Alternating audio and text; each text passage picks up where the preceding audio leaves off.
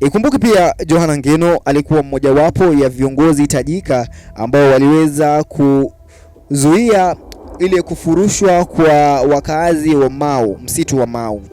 Kumbuka basi hii ni sehemu mojawapo ambayo ilikuwa ni jambo ama tukio kubwa ambalo ni tukio muhimu sana katika eneo la Bonde la Ufa, ambapo viongozi wa Bonde la Ufa walisimama na zile jamii ambazo zilikuwa zinakaa katika msitu wa Mau na kuhakikisha kwamba jamii hizi haziwezi kufurushwa. Ewapo baadhi ya jamii zilifurushwa, lakini watu wanamkumbuka Ngeno kama yule kiongozi ambaye alisimama na zile jamii za msitu wa Mau, hasa kwani ilionekana kwamba ni serikali dhidi ya eneo la Bonde la Ufa, ambao viongozi wengi walikasirika sana, walihuzunisha sana kwa kufurushwa kwa jamii hizi ambazo walikuwa wanaita msitu wa Mau kama nyumbani kwao.